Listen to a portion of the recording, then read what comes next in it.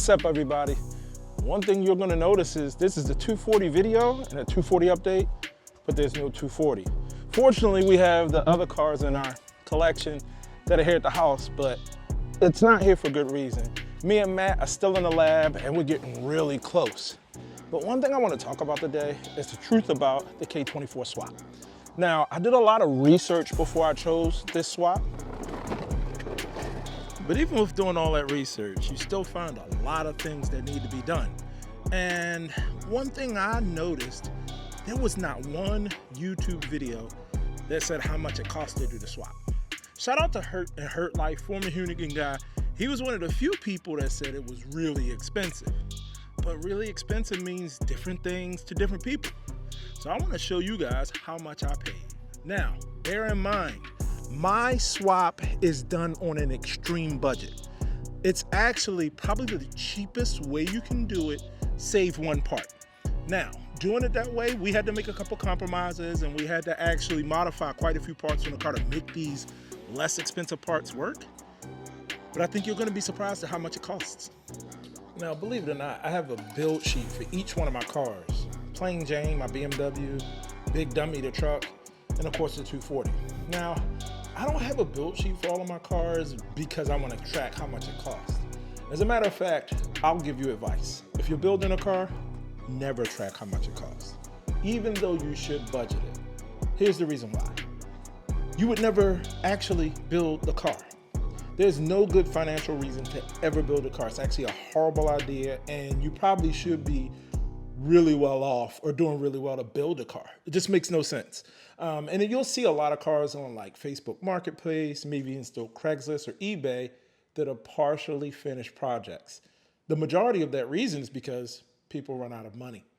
Now, my build sheet on a 240, it got so extensive that I said, I need to start putting prices to this because I did have an overall budget, but I've exceeded it by a lot.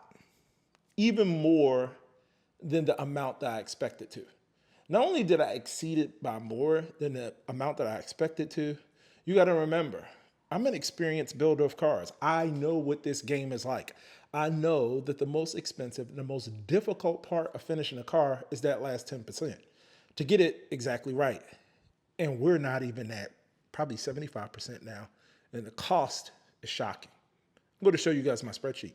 Now, I'll do my best to not bore you, and it's probably a better way to show you this, but you know, I'm not technologically savvy, so I'm just showing you my screen on my camera phone.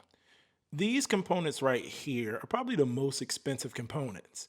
Of course, we have the TF Works swap kit, wiring specialties wiring harness, the injectors to make it work for the power. Now, I mentioned earlier there's one part that we really probably didn't need, and if I didn't, I meant to, and those are these really expensive cams. Relative to how much cams can cost, this isn't bad, but it wasn't necessary.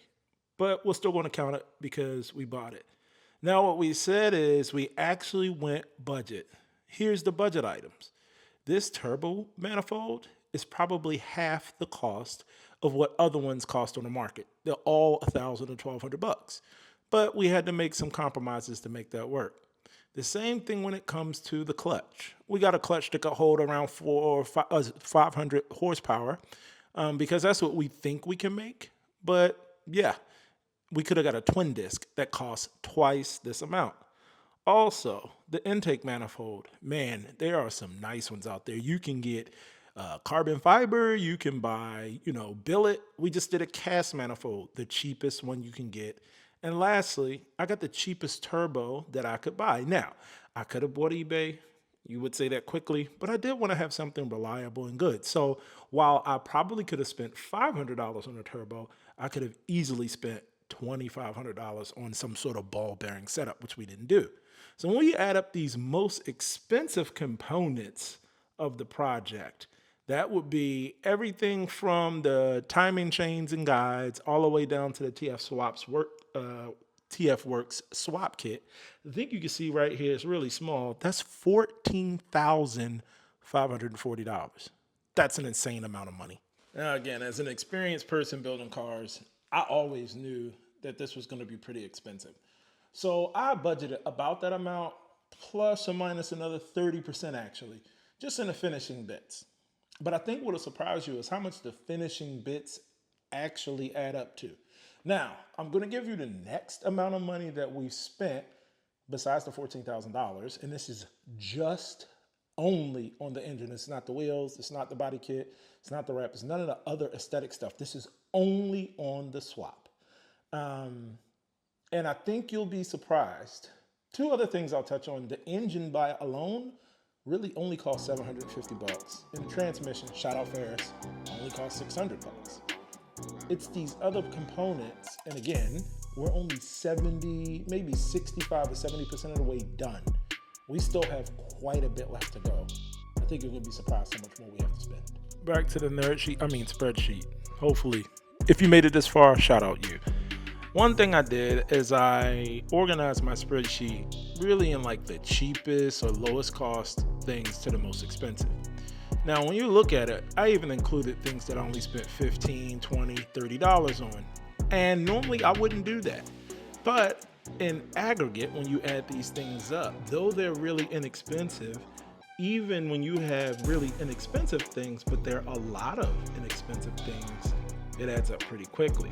If you remember, we stopped right at the TF shipping. I won't include that, even though the shipping cost was so significant at $582, I thought it was worth including. So if you can see this small number down here, if you can't, I'll tell you.